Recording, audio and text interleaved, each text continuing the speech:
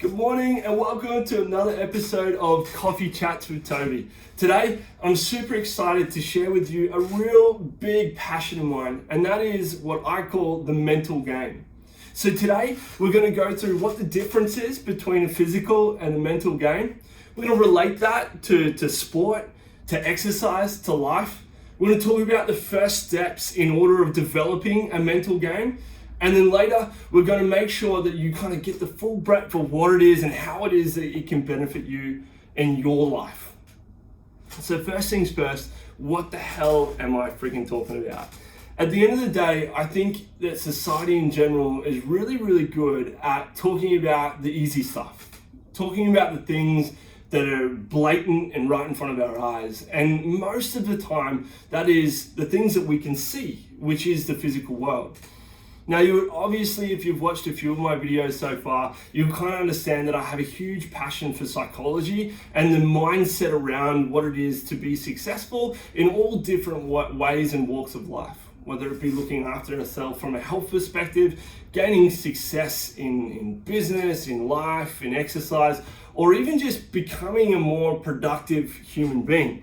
Now, to me, a lot of this comes down to what I call the mental game. So what I want to do is I want to kind of take you through a step-by-step process of how it is that I kind of have come to this side of or opinion or concept, I suppose. And what it is really kind of quite logical and quite simple. Now, please note that I'm not a psychologist by any means or any shape of the imagination. I just have a huge passionate interest in this area. So I just wanted to share that with you guys. So first things first, what is the difference between physical and this so-called mental game? Well, it is really quite simple and quite logical, and even the question itself, it kind of answers it for us. The physical is what we see. It's what people project to us. It's what we consciously give to one another. So in the sporting realm, it could be our physical makeup, it could be the power of our hit, how hard we can tackle, our step, all these physical traits that we can actually visually see with our eyes and kind of give some data metrics to. The mental game, however, is all of the other aspects of sport or life that go on behind the scenes in the actual mindset of each and every single player or person that you can't physically see. It's things like arousal levels. It's about psyching out the opponent. All these kind of concepts that are what we talk all too often about, the cutting edge, the edge that this guy has over the next, or this lady has over this other lady, or obviously lady over man, man over lady. But it's this concept that we talk about but don't really spend enough time on, in my opinion. So I've kind of been fortunate enough to be around people that have helped me develop my own kind of mental game through my parents from a very young age, and I dare say that they probably didn't even know that they were teaching me this resilience and this mental game that I now look back and recognize they did, mentors, etc., etc. But what I think the first and probably most important part of being able to develop a mental game is this self-awareness. It's the ability to stop and think about your actions and what it is that you're doing. But more than that, think about why it is that you're doing certain things. So this is where we start to break ourselves down and develop a whole bunch of self-clarity. It's where we go, right, well, why am I actually doing this job? Why have I chosen this career? What has drawn me to this area of life that actually consumes a huge portion of my life or my everyday, right? We go to work 7 to 8 hours a day, sometimes more, sometimes less. It's why did I choose to cross the road here? Why did I choose to ignore that person that was waving to me? Why do I choose to smile at every single person that comes by? Why, on a football field, do I change my personality drastically in order to get the performance that I want? Why do I niggle the opponent to try and take their mind off the ball? It's all these levels or this depth of self-awareness that I believe is the starting point to really creating a well-rounded person that really is driven and going to succeed. You can be the most physically dominant person in a conversation, physically dominant person in a sporting game, physically dominant, and I'm not just talking about size here, I'm talking about posture, presence, I'm talking about everything. But that doesn't necessarily mean that you're going to come out on top. Sometimes your mental game might say, look, I'm going to look at this situation and I don't actually need to come on top. I'm strategically putting myself in a position of vulnerability to showcase that I am human. And from giving that level of dominance to another player in this conversation or in this performance or in this whatever it may be, that will allow me to create a relationship with that person that will later serve both me and that person to succeed in the future. It's this deeper level of awareness of your actions, your thoughts, and picking up on these thoughts and going, right, is this thought in alignment with my vision? Is it in alignment with my path? Now, today is obviously going to be a bit all over the shop. It's going to be pretty crazy to keep up with me. So feel free to stop and rewind. I tend to jump around a bit when I get passionate about things. So try and stick with me. So it's about self-awareness and understanding. The next level, which takes an incredible skill set and an actual drive to want to genuinely understand somebody else, is an awareness of somebody else's ideas, concepts, attitudes, behaviors, and beliefs. It's the ability to sit there and go, right, what is it that makes them do what they are doing? What is it that makes them think like that? Or what is it that makes that person have that action? What's the background behind what it is they're doing? What are they trying to succeed in or achieve? What's their vision and their purpose? And I think the more clarity that you can get from that will also serve you so dramatically well when it comes to this mental game. It's in sport, your usual ability to be able to modify how you are physically performing, to get the upper edge. For instance, in a game of tennis, you might do a ripper serve, right? And ace the other guy. Then the other guy obviously drops his head, his physical demeanor changes, and you see that his whole body language shows defeat. So then you've got a decision to make. In your next physical performance or your next physical shot, how are you going to try and drive in that level of, or that thought process that you saw for a split second in his body language to kind of dominate that situation? So you could choose to do a slice, you could choose to do a different shot, or you could choose to power home that exact same shot and punish that guy even further and showcase your presence in that game.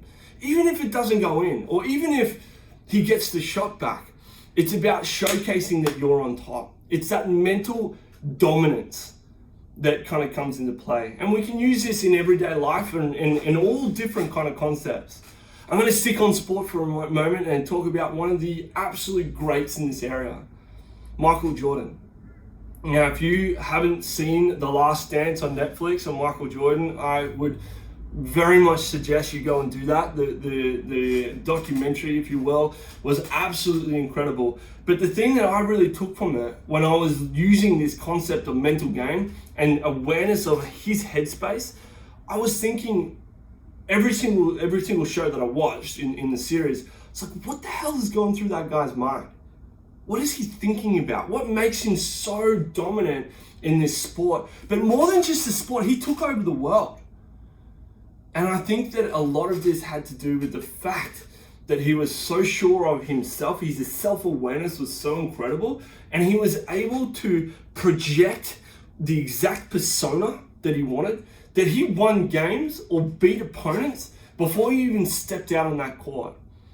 Yeah, he was incredibly skilled. So his physical dominance was able to back up his mental game. But without that mental game, I don't think he would have been anywhere close to his the dominance that he saw in his sport. And if you watch that documentary, I'm sure you would agree with me. It was his ability to step out on court, and his opponent wasn't even thinking about their own game. All they were thinking about is, oh my gosh, I hope Michael Jordan doesn't absolutely school me. Now the ability to have that mental game without even coming into or talking to an opponent, it's a sheer presence. It's something that is you cannot physically determine or physically create. Because if that was the case, the biggest guy on the field or the most skillful guy on the field would always be the best. And time and time again, we see that is definitely not the case in sport and even in life. Roger Federer is another perfect example. His ability to be able to play all the way up into his bloody 30s, 40s, I think he maybe even get ridiculous. And his ability to be able to come back from a rally loss and not let it consume his entire game, that's not physical. And it's his ability to be self-aware, read his emotions and the way he's feeling, and then alter them to be exactly what he wants it to be in that given moment. But better still, elicit a response in somebody else by being really aware of how they're presenting their body language, what they're saying, what they're feeling, watching their eyes and seeing if they're defeated. When is it time to capitalize? When is it time to put a huge hit in or give them a little taste to then dominate them again? It's these concepts that are so valuable for us all to kind of look at the greats and detract and deduct and take away from them to be able to play on our own lives. So we can also play this and push this into other things like health or the ability to want to achieve. So in exercise, we all know that exercise is not easy. Some people grow to love it, other people grow to hate it even more. But the concept is we know that it is good for us. And we know that there are going to be times that are going to be really hard for us to get out of bed. I'll put my hand up and say this morning, I was about, I reckon, 2 minutes away from not going and exercising this morning. It was leg day, which is always the hardest day to get up for. But I played in my mind, I said, okay, I've kept this routine of every Monday going and doing my legs for a long period of time now. If I don't go, what is the result? How am I feeling? Is my feeling that I'm feeling right now lying in my warm bed going to be the same regardless of what time I get up? Am I going to feel like I want to stay in bed the entire day? Well, probably the answer is yes. So if I get up now and go and exercise, how am I going to feel after that? I'm going to feel wonderful. So I'm going to get up and I'm going to play that game and I'm going to beat myself mentally or beat my current situation mentally, get my ass out of bed, get to the gym because I know that the end game is going to be amazing. And then I play games with myself. I set myself up for progression and success. I write down, I know what weights I did the week before, but I write them down and I ensure that in my task list, I actually have going to the gym and what weights I did for the exact same exercises the week before. Now this is programming 101, but understanding the response, the psychological response about seeing those exercises and the numbers next to them and what that does to me, it fuels me. I can't just go into the gym and do what I did last week. It's impossible for me to do that because I know that I'm a competitive person and competing with myself in those numbers is something I can rely on week in, week out. So I ensure every single time I go to the gym, I write my numbers down. Knowing that full well next week, I'm probably going to struggle to get out of bed, but I know that those numbers are there. And even if I walk into the gym feeling absolutely down, I know that those numbers are what's going to drive me to work that little bit harder. And by halfway through the session, I'll be as good as gold. Now, how do I apply this to my everyday life?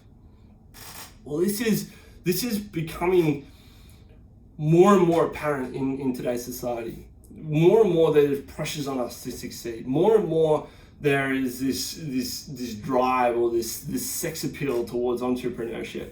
Now I have, that's a whole nother subject that I'll talk about on another time.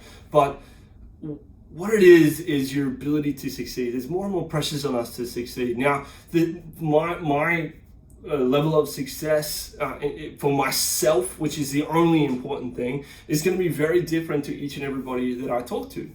So your level of success might be to get a job and stay in that job for a considerable amount of time to be able to support for your family. And you might be super stoked with having a roof over your head and being more fortunate than I think it's like 98% of the world or something ridiculous like that. And that is amazing. But you're going to have to develop a mental game to be in that position. So this is how we start to look at ourselves and we go, right, what is important to me? How is What does that feel like, being in that position of success? What are the things that I need to put in place? It's the routines, the habits. What am I going to come up against? What am I going to be thinking in my own mind when I hit these barriers or these things that want to get in my way? Am I going to choose to let them get on top of me or beat me? Or am I going to look at that as another way of strengthening my mental game? It's that level of self-awareness I talk about. Then you might be going to work and you might have somebody else at work that is really getting you down. Every time you see them, they're nitpicking you. They're driving you into the ground. You're frustrated. You do not like them, but you have to deal with them.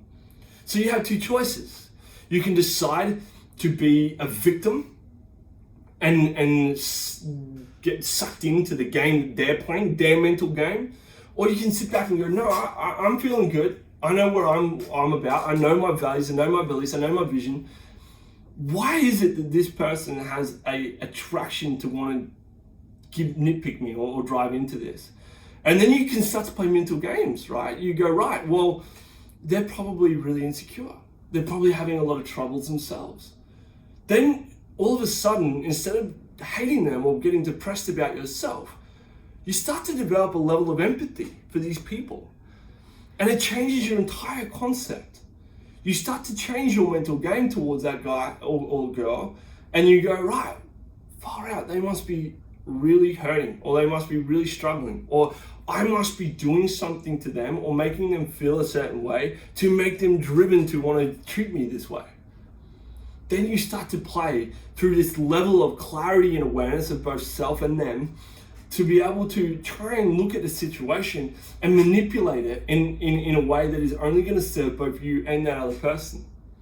There are so many times in life that I've had this opportunity to be able to find someone that just didn't like me, and I hate that. I'm very much a people person, so when someone doesn't like me, it upsets me greatly. But instead of being a victim in my own right and going, fuck, I hate it, and this guy hates me, I look at it and go, why do they hate me? What is it that makes them dislike me? And that level of awareness then changes my entire way of dealing or interacting with this person. And so many times I've been able to manipulate that conversation or relationship with that person and actually end up finding out that they're in need of help. And then that enables me to be more in my genius mode, or do things that I love doing, which is help them. And I've created so many friendships around doing this process time and time again. This is obviously an incredibly long coffee chat with Toby. You can tell that I'm super passionate about this kind of area, but I just wanted to kind of instill in you guys a different process for you guys to think about and develop a concept of a mental game that can serve you in so many aspects of life. Whether it be getting towards a goal that you're wanting to get to, whether it be changing a relationship that is negatively impacting on your life, or whether it is actually to dominate in your chosen sport or give you that edge that you're completely missing, even though your physical prowess in that performance is greater than the opposition.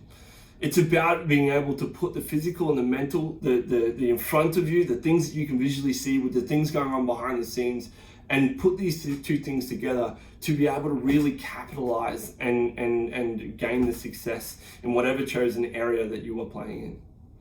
Thank you very much for listening to me, guys. I wanted to share with you today a huge level of gratitude I have for you guys supporting me and listening to me.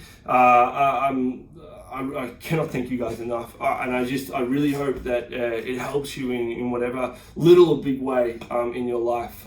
So yeah, thanks again. I hope you have a wonderful weekend, and I'm really looking forward to catching up with you guys next week. Until then, my friends, stay safe, look after yourselves, and I will talk with you soon.